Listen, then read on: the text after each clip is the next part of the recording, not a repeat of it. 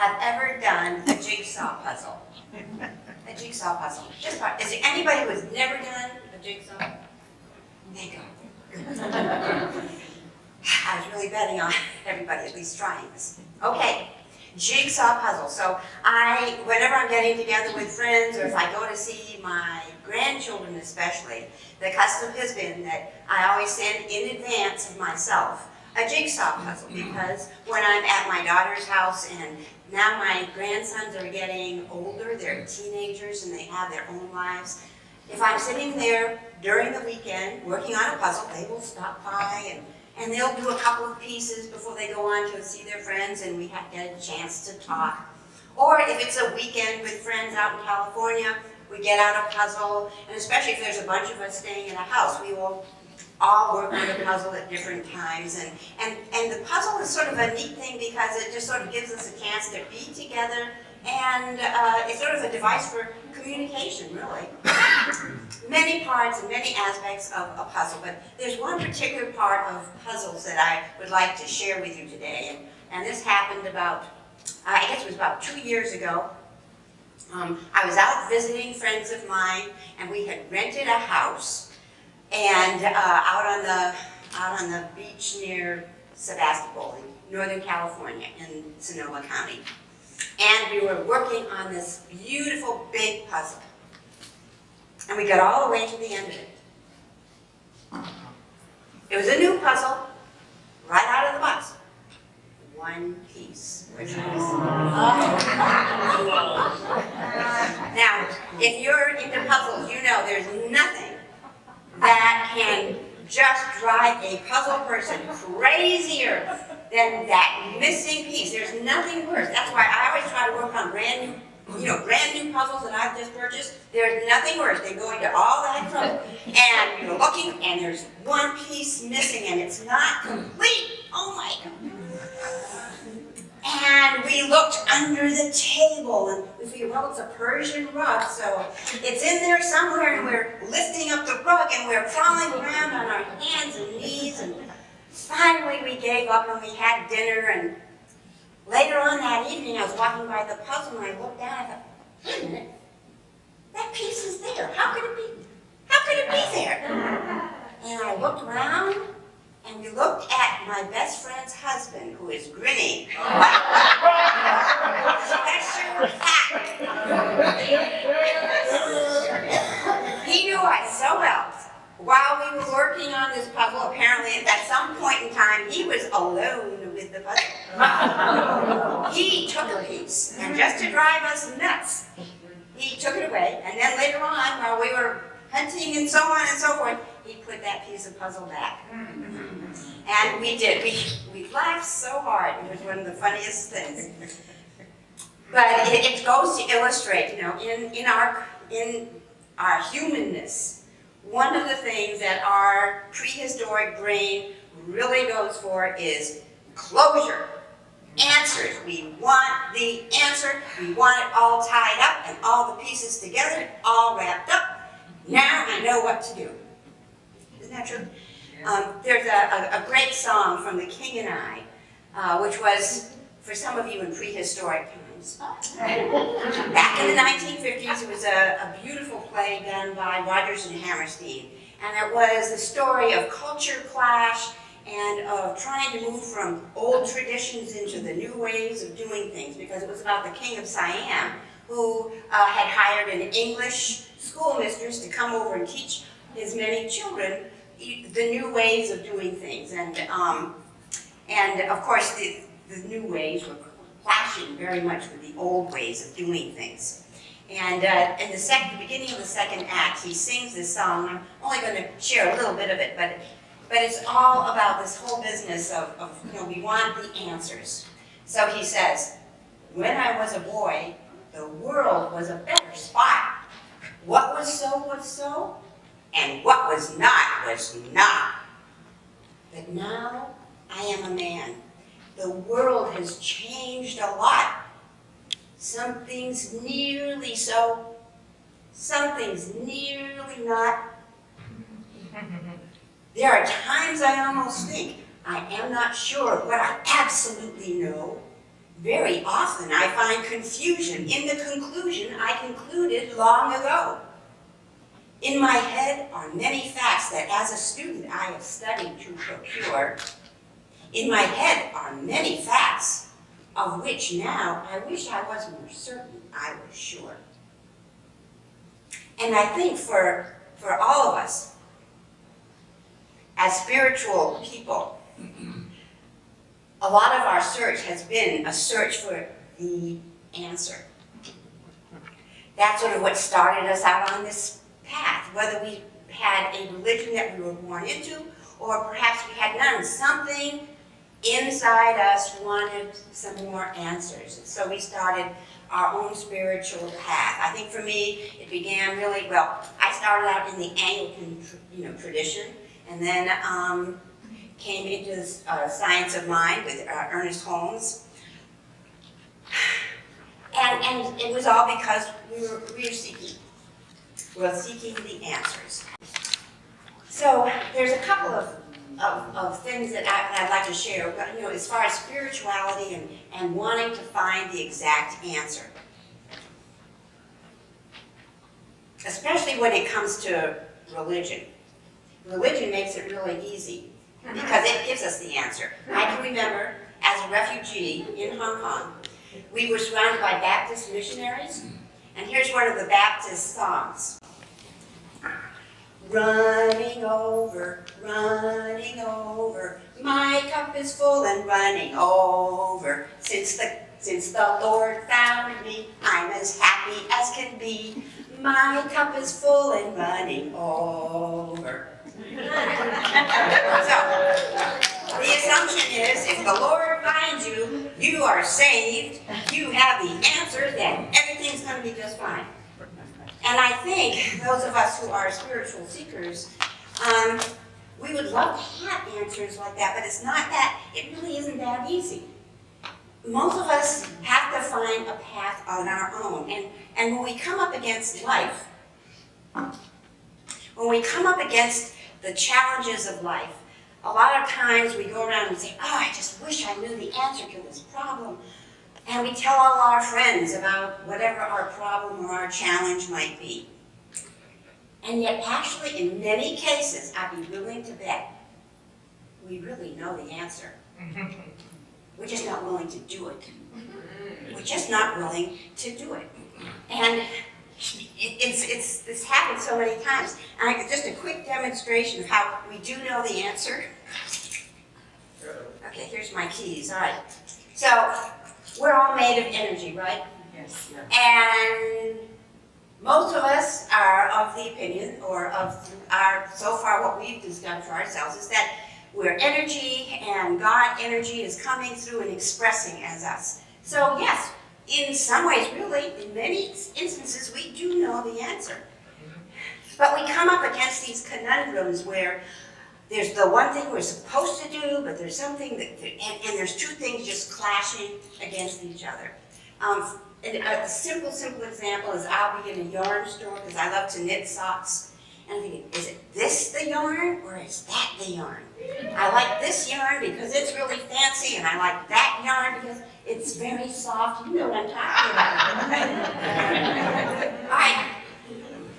I have God energy and I can figure this out.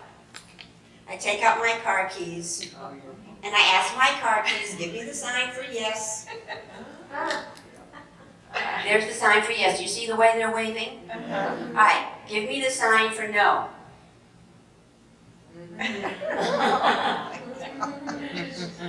I'm not moving my arm, by the way. I should have just braced my arm or had something cool, just so you know, but it works. You do not have to spend several $100s and take a course on pendulums.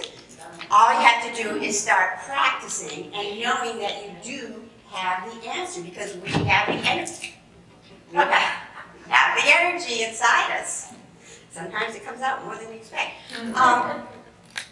But we do know the answers. So in many ways, we don't really need to rush around and say how many problems we have. I think many times we need to just simply stop and listen. And really, that is where meditation, being still comes into play. Because if we're too busy looking out there for the answers, we can't find the answers on the inside. And that's why we're called the Mindful Spiritual Center. Mindfulness, the practice of mindfulness, the practice of being still. So, in many ways, we do know the answer. That's not to say with every single problem we can find the answer. We can't solve all the world's problems with my car keys. But I think part of it, when we're up against a situation, is to realize that a lot of times that answer really is right under our nose. I'll give you another example. I do have a group of Tiny Habits people, and we meet once a month. And somebody was saying that they wanted to improve their walking habit. And their favorite ideal place to do it was over at the Galleria. Is it? No, not the Galleria. Yes, Galleria. Is that the one that's in Clayton? Yeah. That was their favorite place to go mall walking. And the perfect time to do it would be at 8:30 in the morning. And the reason 8:30 in the morning was perfect was because right up the street was the Catholic church that she would go to Mass every morning. But lo and behold, the Galleria is not open till 9 o'clock, and there's a half an hour there. So that wouldn't work, so she's trying walking in the park, and she tried walking at home, and she tried doing her daily walk in front of the TV watching the news. And she was just not happy with any of those because she really wanted to walk in the Galleria. And someone turned around to her and said, well, why don't you make use of that beautiful half hour, go to the Galleria and use that time to write in your journal, to make phone calls, to just meditate, to be peaceful, and don't resist that hour or that half hour, use it. It's right under your nose. Do that, and then when the doors open at 9 o'clock, you can go and enjoy your walk. Everything is fine. So that answer was right under her nose, but she wasn't ready to see it right there. And a lot of times we create, I think, log jams for ourselves because we don't look at what's right in front of us. The answers in many cases are there. And puzzle people, I think every puzzle person will know this. There is a magical moment that comes. It comes after real frustration. You've been working on one part of a puzzle and you're looking for this one piece and you know there's that one perfect piece and it's like maybe shaped with angel wings or half a leg or however it is that you name different types of puzzle pieces to yourself, or you're going by the color. And you look and finally you think, I'll just go and start working on another part of the puzzle instead. So we go and we work on the other part of the puzzle. And later on in the afternoon, we're working on a third part of the puzzle, and our hand suddenly picks up a piece of the puzzle. And you're looking at it, and then you're watching your hand as it's going over to where you were earlier in the morning. And you are actually looking at this piece and saying, there's no way it's going to fit there, and it's not even the right color. And guess what? It fits exactly. Has any of it besides me? I think that is one of the most miraculous, incredible things about doing a puzzle. It's magic. It's magic. Is that you do it again. It's another example. If we would just be willing to let go and be guided and receive guidance, it's right there. It's right there. And I think it's where spiritual magic happens too. Many times when we're wrestling with life issues and relationship issues and the big questions of life, the thing we need to do most is just to be still. And we're going back again, we're the same thing. Yes, you're going to get tired of this. Mindfulness practice of some sort.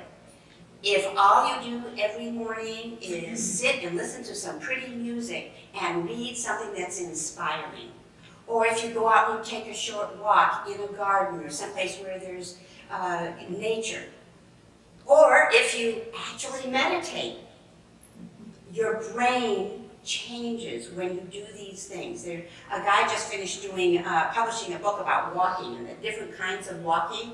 And he says that when you walk slowly and you're in nature, that it actually changes the way your brain is functioning. And that's why when you let go of all the worrying about the past, thinking about the future, and so, or feeling guilty about the past and all that rumination. When you let go of that, that's when the answers come. That's why so many creative people will tell you they got this answer or they got an idea for a song when they're in the shower.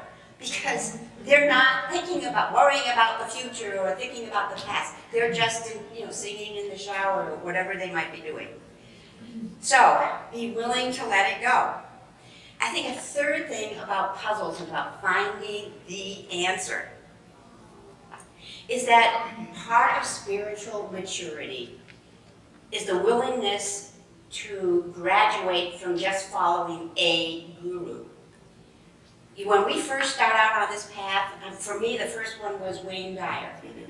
And I read every single book that he ever published. I listened to all of his, he used to have all these tape sets. And I was in sales, so I'd be traveling I love traveling all the way up and down 270 and 55 and so on, because I could listen to Wayne Dyer. And I just loved him. But is he the only answer, I think one of the dangers of being a spiritual seeker is that we can really sort of glom on to a particular guru.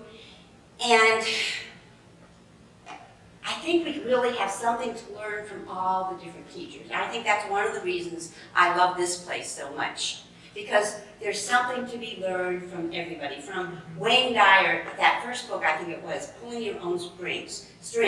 I finally realized that my emotions were my responsibility, not somebody else's. And I finally got up the nerve when we were coming back from Lake of the Ozarks. I would ask my children, all right, you're going to do this, instead of waiting for everybody to magically know what I need them to do.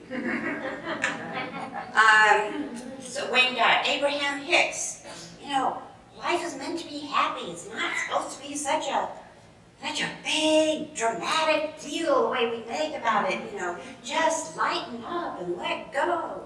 And Tiny Habits is sort of a guru for me, and I think the best thing I learned about it is start celebrating every moment. Don't wait for a cheerleader to come on and be your own cheerleader, for heaven's sakes. Don't wait for somebody else to do it for you. So there's so many different ones, so many different gurus. But do you have to follow only one? I think the big thing about following a guru and which ones are worth following is, does following that guru change the way you live your life? What changes have you made in your life? If you're just following the guru because you think their thoughts are nice and you like what they're thinking, that's not spiritual practice. Spiritual practice is when something actually is inspiring you to be that answer that you seek, to be the spiritual person, to walk this earth differently. One of the things I really liked about Science of Mind, which is now called Centers for Spiritual Living, was the whole idea of being a practitioner. But everybody can be a practitioner.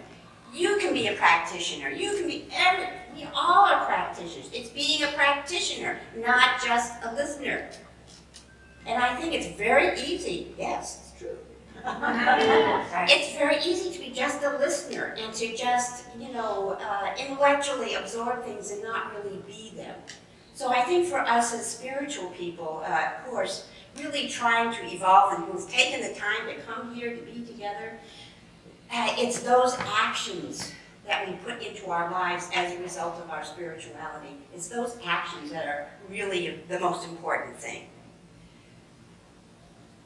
Back in the times of Zen masters and Zen teachers and so on and so forth, a student came to his teacher and he said, "Master, how will I know if I am making progress?"